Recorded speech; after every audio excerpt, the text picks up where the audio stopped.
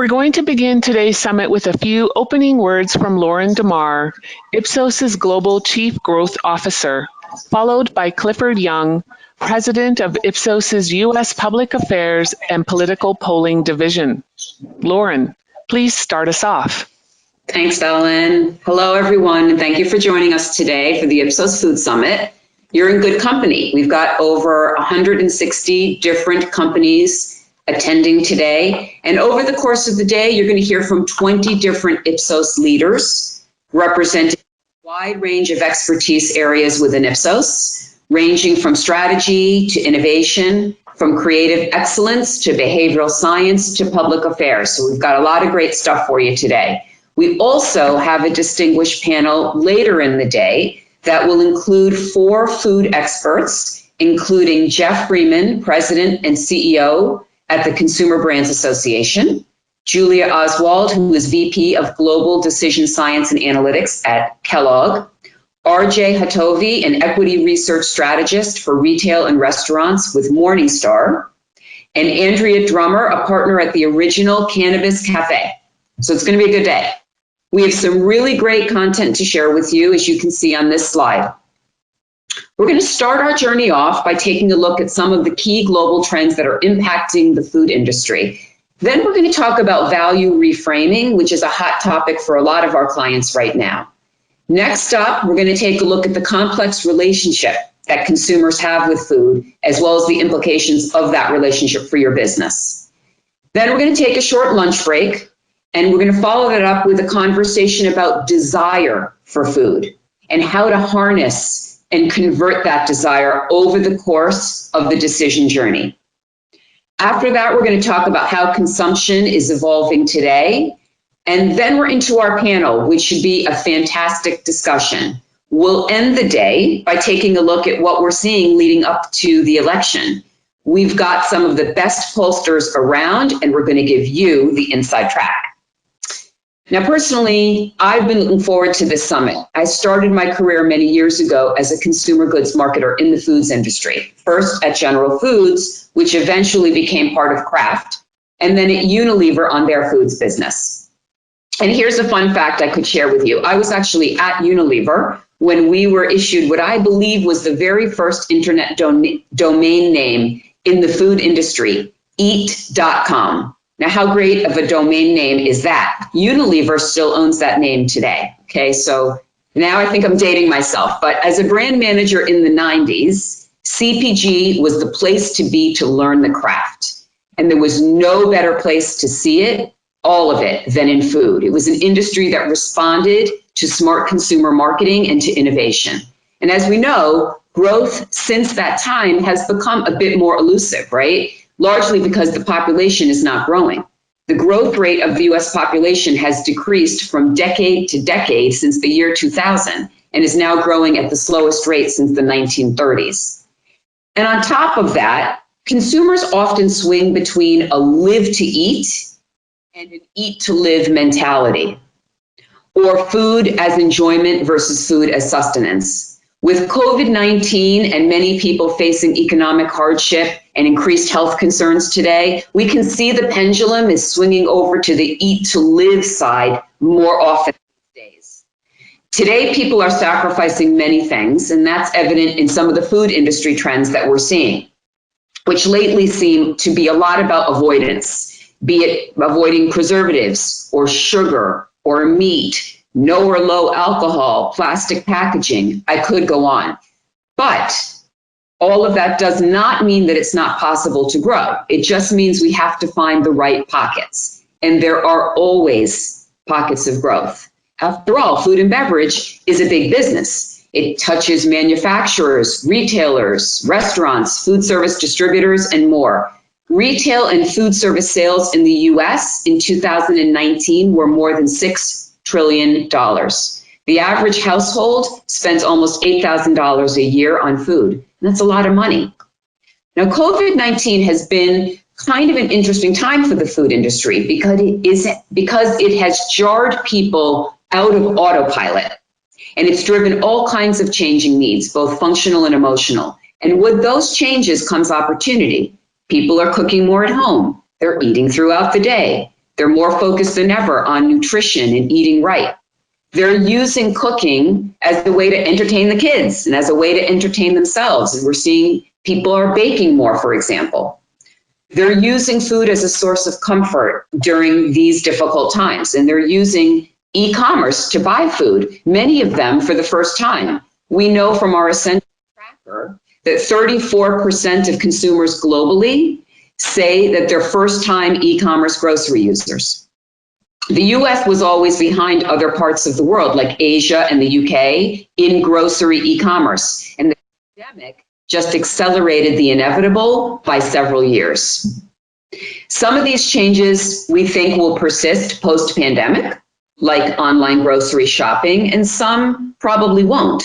So being able to anticipate, being able to pivot quickly to respond to opportunities in an agile way will be absolutely critical. So yes, it is true that the population overall isn't growing and people aren't collectively eating more, but they sure are eating differently. They're also buying differently. And there are pockets of growth opportunities. We just need to find them. That's what today is about. It's about providing you with the opportunity to do just that. Hi, Natalie and Dave and Ivana. Okay, I'm going to leave you guys. Ivana, are you going to open? I sure am going to open. Thank you, Ivana. Over to you. Thank you. So thank you, Lauren. I'm Ivana Sinclair, and I am a Senior Client Officer here at Ipsos, and I have the pleasure of working with a number of clients in this industry and beyond. So it's with great pleasure that I join you today, and I'm welcoming also just an esteemed group of colleagues who are going to share with us how to actually drive growth and value through brand purpose in order to be able to drive essentially resilient and long-term growth for our industries and our brands. First, I'm joined by Natalie Lacey, who will take us through, Natalie Lacey, who's the Chief Operating Officer of our Global Affairs, who will lead us through the context from a U.S. perspective that's critical as the first step in helping us to understand how to drive growth and really what our pockets are in terms of opportunities through brand purpose. Then Jason McGrath, who leads our U.S. Corporate Affairs, will join us to be able to take that forward to help us understand how to create and translate those opportunities with purpose, which is really a critical step also as companies and brands to be able to lead social change and drive value, not just for the companies, but for society on the whole. Finally, Dave Grieco will wrap up with helping us to understand much more deeply from a consumer lens and our customer lens, those target audiences and their context today in order to be able to drive value from the standpoint of their current needs at a product and portfolio level. I'll turn it over to Natalie first. Great, and thank you very much, everybody, for being here and the opportunity to talk about value reframing and context. So just a little bit about the session today and how we're going to walk through the connection between the presentation. So I'm going to start and talk about context, and Jason's going to follow through and talk about brand purpose, and then, as Ivana said, Dave's going to get into some of the specifics of how we talk about the say-do gap. So that is actually represented, as you can see here, by our framing. So context, scan and create, and then do and say. So let's get right into the context, if we could. So first of all, and I know, and I hope you'll have the opportunity to hear from Cliff, and also you're going to hear from my colleague Chris Jackson at the end of this session, talk about this exciting time that we're in 2020, I guess is one way to describe it, coming up with the election period, but also what we've gone through. So if we just look right now at the priorities, so this is something that comes from our global tracking research that we've done. This is hot off the press from last week and looks at what really is dominating the concerns and mindset around the world. So you can see COVID clearly leading the way. That's the blue bar that runs across. then followed by economy and finances. And there is that really interplay between those as COVID affects both health and financial. You see the importance of environment and climate, but if you go into specifically how we feel in the US, there's a much greater focus on political and equality issues. And that is even particularly more pronounced among the younger groups, so those under 24, and Black and African Americans. But still broadly across all of our audiences, that COVID pandemic at 62% is really double anything else in terms of top of mind concerns. So this is the environment in which we're going to present the rest of the discussion today. So COVID followed by the economy. And this is really reflected, as you see, in some of the online mentions. So this is from our social media tracking just over the past few weeks. The blue bar is those discussing coronavirus. You can see also a lot of discussion about authorities, the rise and fall of the use of masks, which of course is something that has been leading many discussions, particularly in the US, but also globally. Then the economy, and then you start to see some of the more day-to-day things around shopping and delivery and specific individuals. So while this sort of peaks and goes through waves, coronavirus still even leading the social media discussions. You know, and what's happened over time is that, and you hear a lot about this, but the discussion of new behaviors. And, you know, in some cases that is true. So, for example, we went through this phase of, you know, and we were looking at the data yesterday, but the rapid increase in social distancing and how quickly that happened, and now how people are feeling a little bit more hesitant about social activities. We have people that are working from home. We have people, you know, the whole issue of travel and how that's impacting a variety of industries, both the travel industry and those associated with. So we're really seeing an increase and really variation in a sort of what is that new normal. So if we continue on, one of the implications, particularly for this session, would be food delivery and other services. And we see about 4 in 10 actually in the last 4 weeks who have participated in some kind of food or grocery delivery. And we find when we ask people that they do plan to continue with many of these sort of changing patterns. And sometimes it's not just whether you're doing it or not doing it, it's really the frequency at which you're engaging in these activities.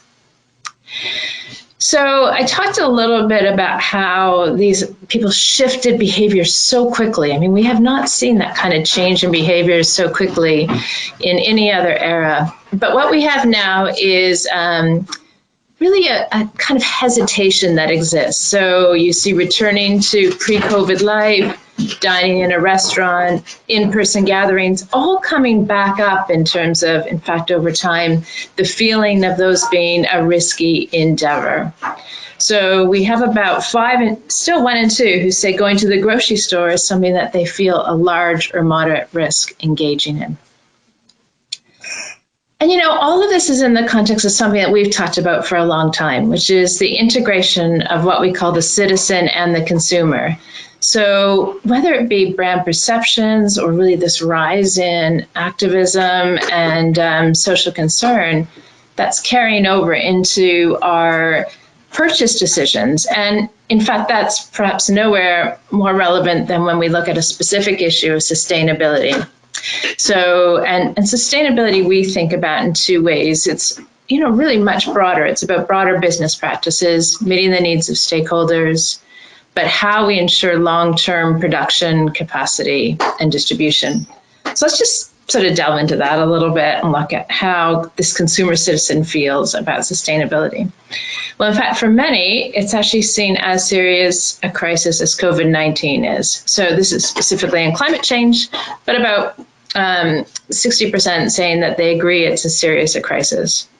If we keep going through, we see, and this is really important as we continue through some of these discussions about how the public really wants to behave in a way that's sustainable. They have a desire to be engaged on sustainability. And in some cases, there's barriers or reasons why that can't be enacted, but there is actually a desire to participate in a more sustainable lifestyle. So if we look at, though, how that translates, we see that people want brands to make it easy for them. So I talked a little bit about this need to and desire to participate in sustainable behaviors, but how they actually act, you can see about a slightly less. And this is something that Jason's going to talk about in terms of this, what we call the say-do gap. So finally, just looking at some of the other elements, one of the real challenges around sustainability is some of the language. So there's not just this desire and the action, but how is sustainability framed in the minds of citizens? And you can see it's really broadly associated with recycling. And by the way, this is one slide, but we have a lot of background on this, on how consumer citizen views sustainability, views sustainable labels, and how they prioritize. But what's interesting is just the term is still very much couched in a framing of packaging and recycling. So we'll be coming back to that, I think, in different parts through this presentation. So I'm going to turn it over to Jason to talk about how brands can take that context into the purpose environment. And thank you, everyone, for your time. Excellent. Thanks, Natalie. So as Natalie mentioned, there's a 5-step framework on how we bring purpose to life into action. And once we understand societal context, what's important next is understanding how we are perceived as a company or as a brand today. Are we identified as being associated with certain issues? Do we have license to engage on certain things to a greater extent than others? And what are our equities, our strengths, and our perceived weaknesses? This helps us take stock of where we are today and how we can best align with these societal issues. Now, it's also important to understand what is purpose today. Everybody is expecting greater things from companies rather than just products and services, but societal impact. And the way we define purpose is the reason your brand or your company exists and its contribution to the world.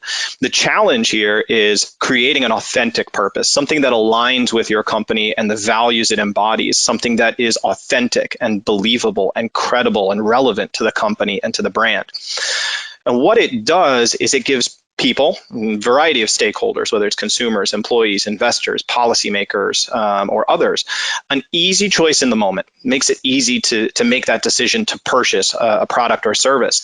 But it goes beyond the moment. It helps an individual to feel good and empowered about the decisions that they've made. And you have to understand the contextual drivers about what people care about, both in their lives and in the world today, and aligning with those issues. Again, authentic and credible to the brand, not just jumping on every issue of the moment, but something that will truly bring value to people. And then aligning do and say, which we'll talk about in a bit. Now, I know purpose is a word that's used so often today. And so we asked our Reputation Council members. Each year in our corporate reputation practice, we conduct a study with over 150 global corporate communicators that are responsible for managing their company's reputation about societal issues and reputation management. This past year, what we did was we explored social purpose. And we asked our council members, is it the job of government and not business to fix society's problems? And globally, we see that more than 3/4 of corporate communicators disagree with that statement. They recognize that there is an imperative today that businesses are addressing societal issues. But we followed that up with a question about whether too many businesses are using the language of social purpose without committing to real change. And there is broad agreement globally that this is true. And this demonstrates that need to close the say-do gap. It's great that lots of companies are issuing statements and making commitments to social change, but it's about follow through and demonstration of that change to truly bring this purpose to life. And that ultimately is about building perceptions of responsibility.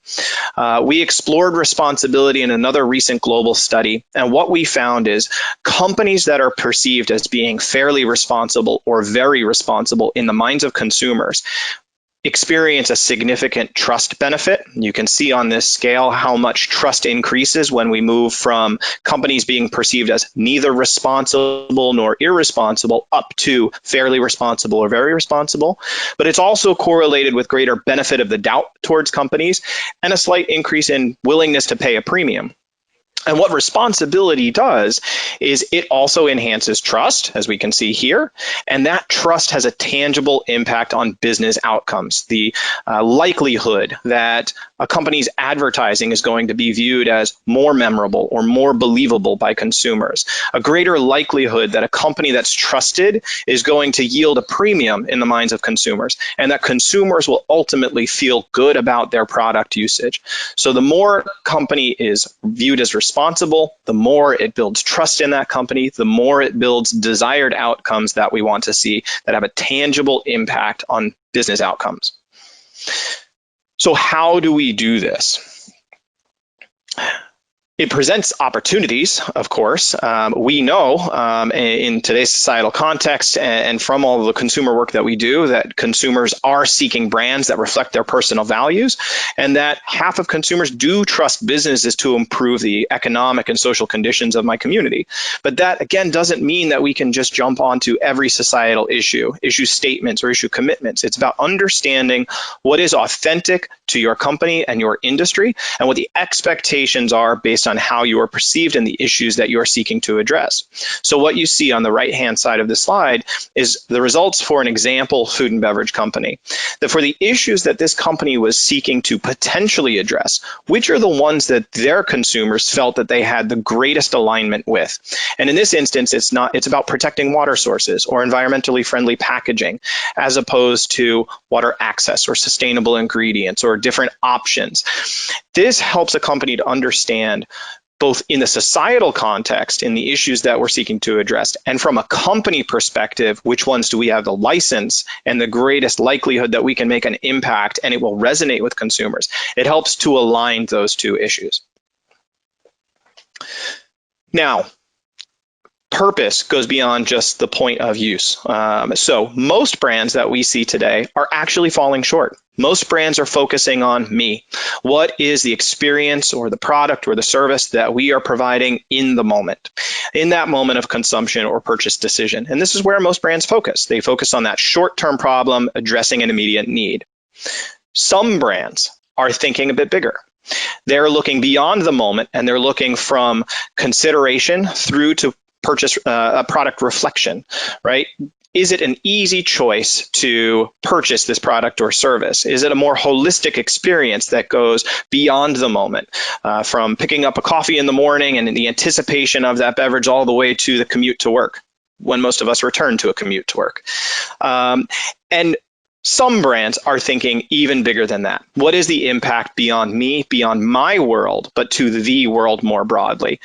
They want to ensure that consumers and customers are feeling good about what they're doing every step of the journey. The reflection beyond the moment and the impact on the world is something that consumers can feel good about.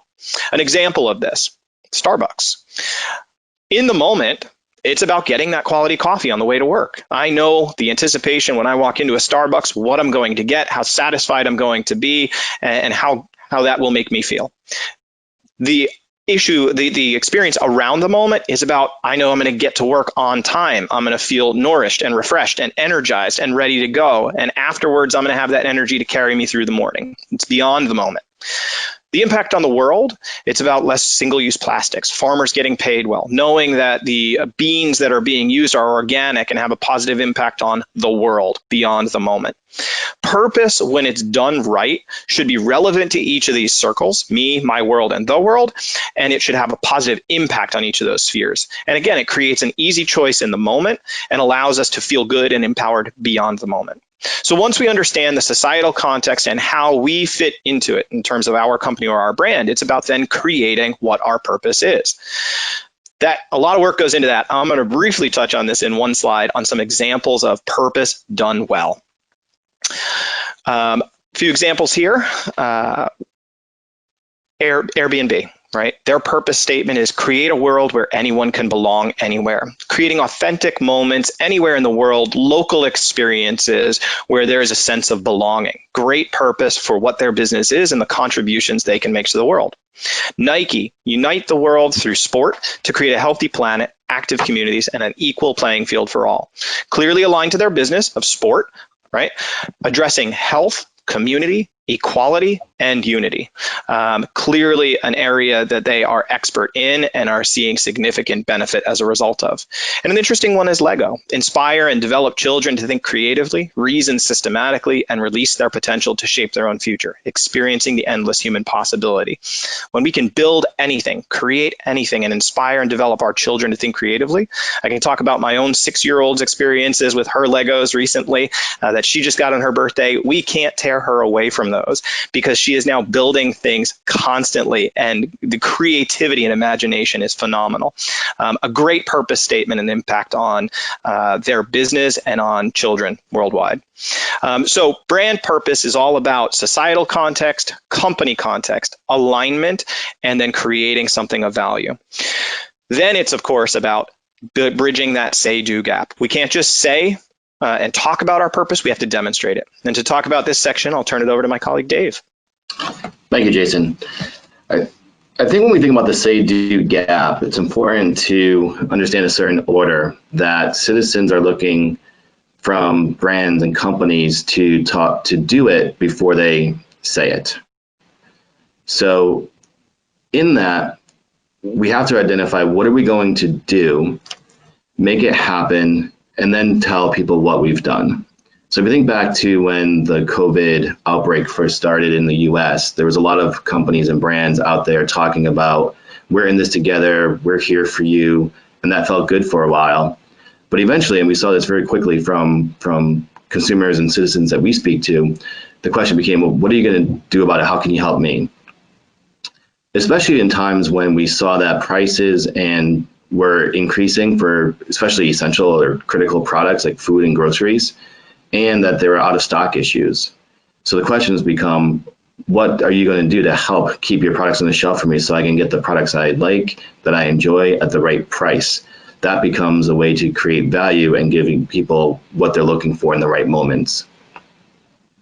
What we also see is that people's behaviors are changing. We touched upon some of those macro changes earlier, but even specific behaviors such as people disinfecting products. So over a third of people began starting to disinfect and wash products before they would put them back in their homes. So this concern about that safety can lead to specific pack design changes that brands can make.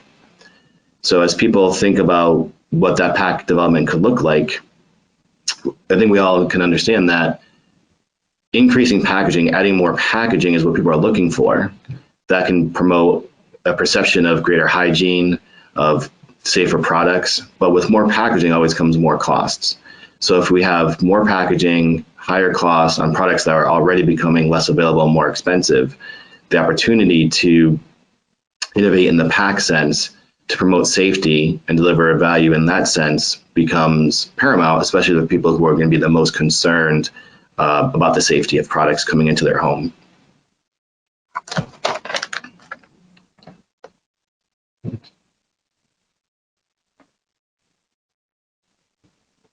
Go to the next slide.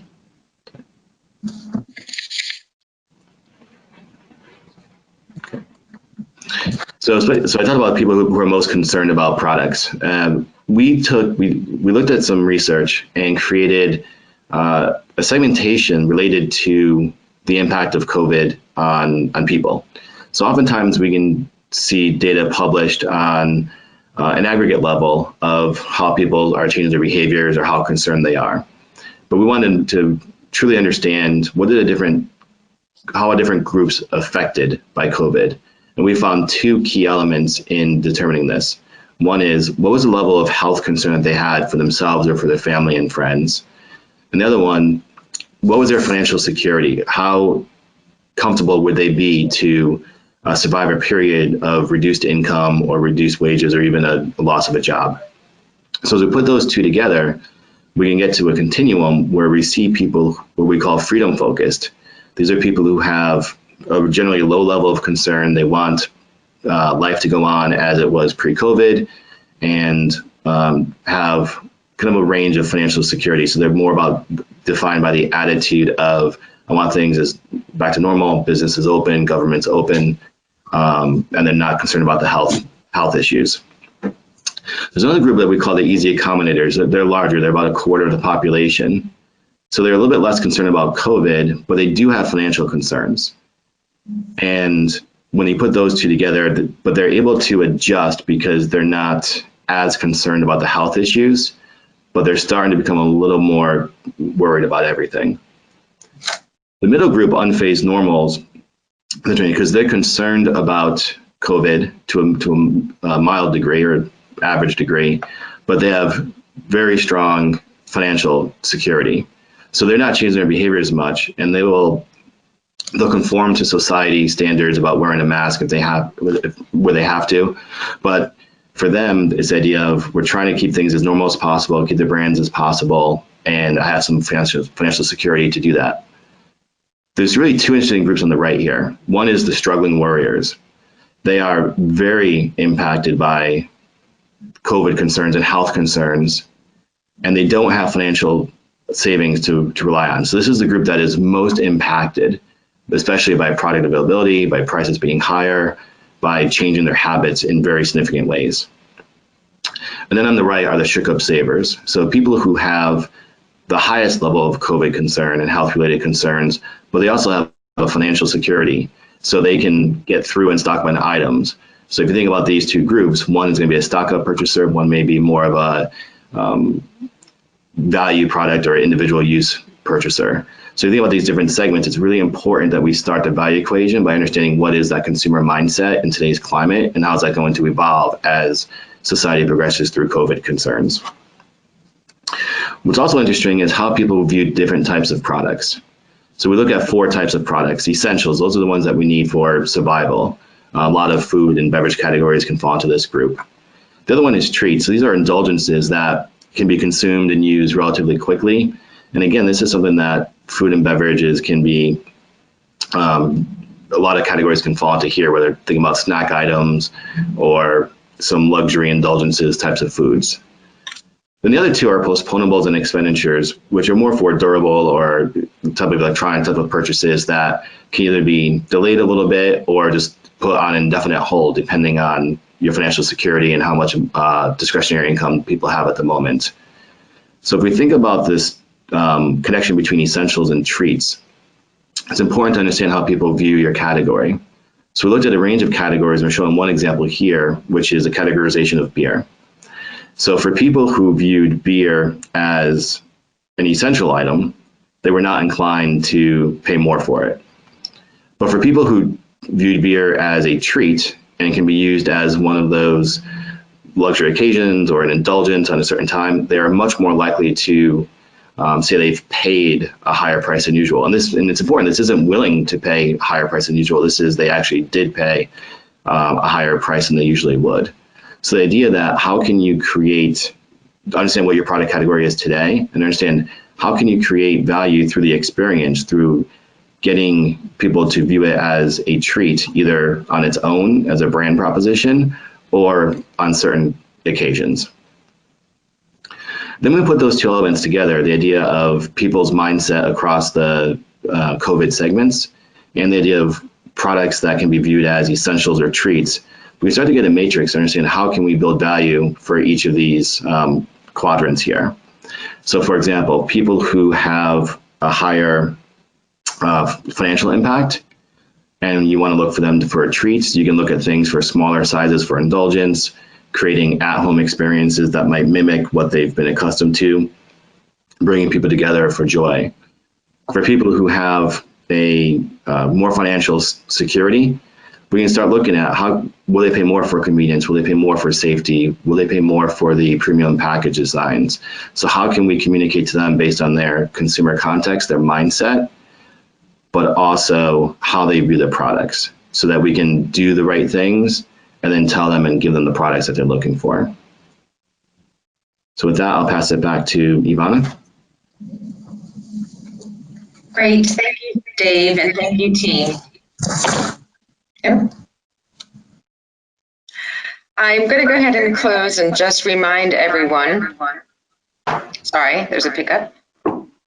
Just remind everyone that in terms of being able to drive value and being able to move consumers as well as brands up the value chain, really businesses and brands do have this right, and it's imperative, and consumers and corporations alike expect this change and expect brands to drive it.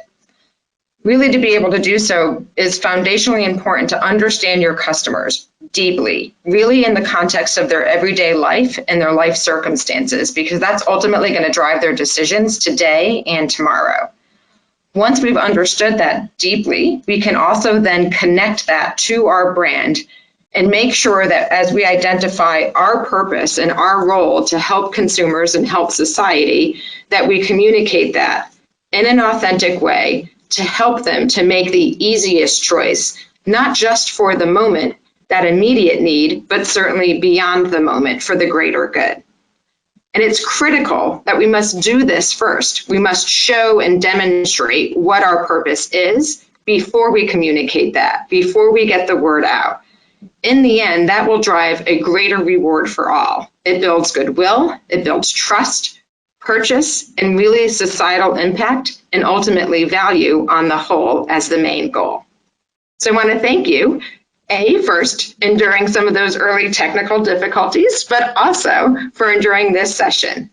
I'm going to turn it back to Cliff.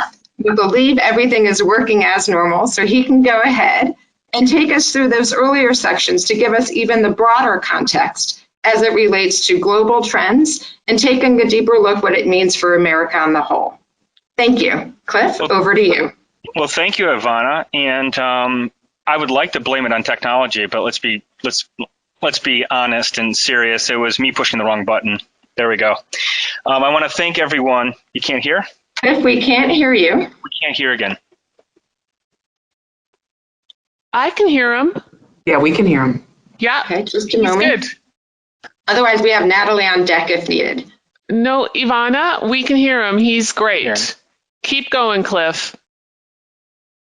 I'm sorry to say, Cliff, your volume does not seem to be cooperating, although we can see you. I'll let Ivana know that we can hear you, Cliff. Honestly, keep going. Okay, now he's gone. Oh, dear. Okay. Can you hear me now? Yes, Cliff, welcome back. We can hear you now. Okay, technical problems. I apologize to everyone. I'd like to blame technology, but it was obviously me and my errors. So very quickly, I want to walk us through 4 broad societal trends that we think are important for understanding not just food, but life in general. I want to emphasize that these are trends that predate COVID and the pandemic. Obviously, COVID and the pandemic will leave an indelible mark on our cognitive landscape, on human behavior, as it comes to health and the social makeup and the way we interact. But let's set that aside for a second. Obviously, the pandemic will reinforce, in some ways, amplify these trends, but these are the 4 broad trends that we think are important. And most importantly, these are trends being driven by generational replacement, that is, new people entering the population, younger people entering the population, and older ones leaving the population. This is not people necessarily changing their opinions. What does that suggest? It suggests that these are trends that are here to stay. So the first big trend is people are getting older. This is an American trend. This is a global trend. Next slide, please. Here is just some data points just to reinforce the fact that our population is increasingly older. We see the median age is getting larger. The percent that are 65 and older is a greater chunk of the population. We actually know that by 2040, 20% of the population will be 65 or older. By 2050, it'll be 25, or a quarter of the population will be 65 and older. And let's just think about that. Next slide. Let's just think about all the outcomes that could affect. I just have here increasing cost of healthcare in the United States. Obviously, this is a proxy for many other things, but one of which is an aging population that increasingly needs focus on healthcare. But think of all the different ways an older population will affect our society. It'll come to politics, which is my bailiwick, the demand for policies that are focused on an older population. It will come to how we take care of ourselves and health. Think of all the different ways, how we consume food and other sort of things, thinking about elderly population and older population and health-related issues, how we organize ourselves in physical space. This will transform the way we organize suburbs and cities, transportation, and the like. So the first and foremost, an aging population. Let's think of all the different ways that will affect societal outcomes. Next large trend. The next large trend in the United States is increasing racial and ethnic diversification or diversity. Next slide, please.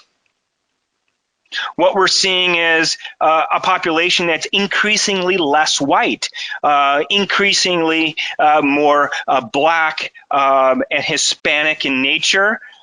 In some ways, you can think of it from a statistical perspective, that we are increasingly a variable or diverse society. This will go and affect all sorts of behaviors, political and non-political alike. Obviously, we can think on the political side of, we can even see the transformations happening today. We had our first Black president in Barack Obama, the first Black woman VP nominee as examples, but an increasing sort of diverse sort of set of expectations when it comes to products, services, public policy, and the like. So aging population on the one hand, increasingly diverse ethnic population on the other. Two broad trends that predate COVID and will long live the pandemic. Next slide. Here, I just want to show one of those outcomes. This is just this is a COVID-related data point showing the diverse impact of the virus. People knowing someone who passed. We see that Blacks are more likely to know someone that has passed from it than white Americans. This is just once again a proof point to show, in a political case, in the pandemic case, the diversity of experiences, but once again, understanding American society in this context of increasing diversification and variety of experiences. Next slide. The third sort of important trend, once again driven by generational replacement, is the erosion of trust in institutions, trust in government. We especially see this coming into relief with the government and the government response, both federal, state, and local, in respect to the pandemic. But this predates that. Next slide. Just to show you the data point, this is just an index of approximately 13 institutions and decline in trust over time in those institutions over the last, let's say, 50 years. Another data point we have here is that 2 in 3 Americans see the society as broken. And the question is sort of, what does this suggest from a societal perspective? We have an aging population, increasingly racially and ethnic diverse population that will have a manifold effect on societal outcomes. This here goes to the question of governance, the ability to come together and mobilize around problems, big and small. We're seeing this especially in an acute way with the pandemic, the inability of people and governments coming together to deal with the response in a coherent way. Next slide. This slide is to reinforce, though, that in this vacuum of trust, where there are increasingly lower levels of trust, other sorts of institutions can fill that vacuum. There is a potential opportunity there. Here is just a compilation or an average or aggregating of multiple institutions we took favorability and trust scores on. And what we see here is corporations and NGOs, brands, let's say, have a much better positioning when it comes to favorability and trust than do political or press institutions or individual personalities of actors and other in sports figures and the like. Once again, Overall, over time, being pushed by generational replacement, we have an increasingly less trustful society. This creates many different sort of problems with the issue of governance, though there's an opportunity there as well, because there are institutions like large brands, like trusted brands that can fill that vacuum or that trust vacuum. Last slide, or last module, excuse me. The last large trend is increasing ideological tribalism. We see it everywhere. We see it especially when it comes to the pandemic and the ability to come together and deal with it in a unified, effective way. This predates, once again, COVID. I want to show a slide. Next slide. I could show you a whole bunch of different sort of slides across a whole bunch of different policy areas, whether it be abortion, gun control, immigration, where we have huge partisan differences. This is in trust in the federal government to deal with the pandemic. We see sort of where Democrats are vis-a-vis Republicans. There's about a 30-point difference, whether it be at the beginning of the pandemic or now in the middle of it. This is to show that we see the world through two very, very different lenses in the United States. The point being here is it was here before COVID, it will be here after COVID, but it exacerbates and is amplified by the pandemic. We see also that people don't give much of a benefit of the doubt to those who are in power that are from a different party. So there's a fast half-life in terms of people's patience with solutions. The point being is whether it be this data point or one of n other sort of data points, in domain areas, huge partisan differences, which once again make governance difficult. Next slide. And something that all of you, even though you're not working in politics, must understand that whether it's products or services, Democrats and Republicans have very different consumption patterns. Some of this is sort of, these are proof points to reinforce that point. We have on the one hand donating to NPR, which is a very liberal or democratic activity. Owning a pickup truck is a very sort of, let's say, rural sort of Republican-leaning sort of activity. Enjoying NASCAR. These are just proof points to show that consumption patterns and therefore views of the world are very, very different. So once again, we live in a very partisan world. That makes governments even more difficult. But we also must understand as marketers and individuals that deal with individuals, the citizen consumer, that people come from very different political persuasions, and you have to be careful when communicating, engaging with them, because if you use the wrong words, that might trigger negative reactions. Next slide, just to kind of sum it out. So these are three broad trends that are demographic, attitudinal, and behavior in nature that we believe are shaping this world. An aging population, on the one hand, an increasingly racially and ethnically diverse population on the other. Undergirding that is, over time, sort of decline in trust in institutions, though there's an opportunity.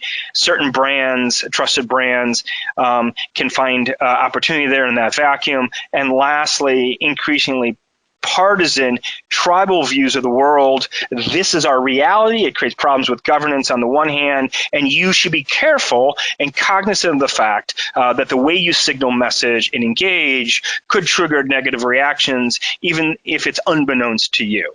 So at that, I'll kind of hand it over. Thank you.